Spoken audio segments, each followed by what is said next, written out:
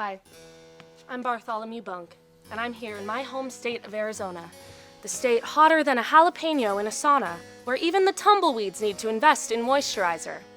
Some people say that living here is like living in an oven with Wi-Fi, which is true, though some out-of-staters may disagree. So join me as we explore a land where all of the houses look like they're wearing khakis, and discover why some people decide to live in Satan's sauna. Dr. Thornton, thank you for taking the time out of your very busy schedule to meet with me today. So please tell me, what is your secret? How do you survive in a place where the air is as dry as last week's toast? Bartholomew, I think it's all about perspective, really. I mean, yeah, Arizona's sun can be pretty harsh, but I think there's a certain, beauty in that harshness, right? I mean, where else can you find those desert landscapes or the beautiful sunsets that we have? It's like living in a painting almost. Honestly, I don't think it's that bad. A painting of suffering, perhaps? But how about the weather? Don't you constantly feel like you're being roasted from the inside out, much like a baked potato that's been left in the oven for too long? No, I mean, some things that you could do is probably maybe go into a swimming pool or maybe turning up that air conditioner in your car or maybe ice cold margaritas with the girls. I do that. Yeah, I've definitely learned how to stay cool. Are margaritas how you numb the pain? What about the wildlife? Don't you constantly feel like you're going to encounter creatures worse than those in the most terrifying horror movies? Yeah, I think the wilderness has its own charm to it. Where else could you find, such this beautiful tapestry, like that tapestry of desert and flora and fauna? It's just nowhere else. Though Arizona may be as hot as Hades, the sly fucker still finds a way to draw people in. So what tempts Hades' poor victims to stay here? Even the buildings are set to self-destruct via immolation. The Hayden flour mill is exemplary of what our colonizers thought was important to take up space.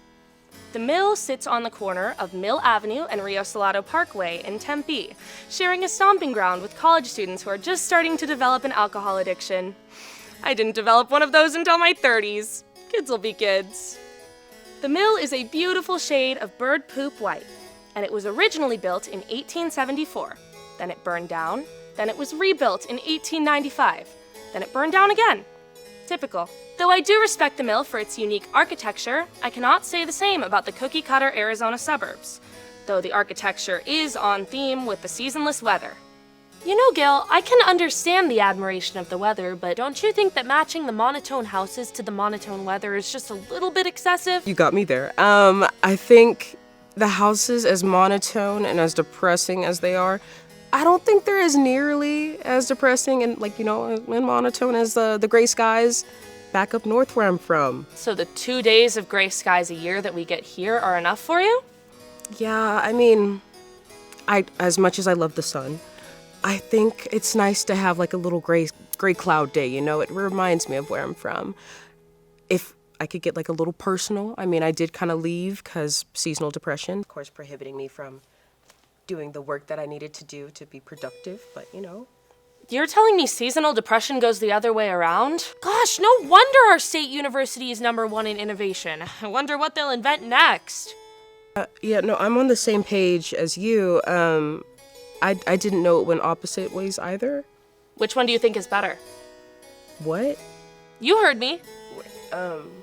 Wait, I don't want to answer that at all. Right now, actually. Well, although we may not have come to an agreement on which type of mental illness is superior, it's mine. And though I may not have gotten a full grasp on an out-of-stater's mindset, gosh, I tried, I just don't think I'll ever understand why someone would want to live in America's barbecue, in a place where all of the houses are just as identical as the cacti, and where motorcyclists rev their engines incredibly loud. Sorry. Personal thing. What I did gain today was a friend. It may be a friend who is wrong, but it's important to surround yourself with people who humble you. Maybe the real Arizona was the friends we made along the way.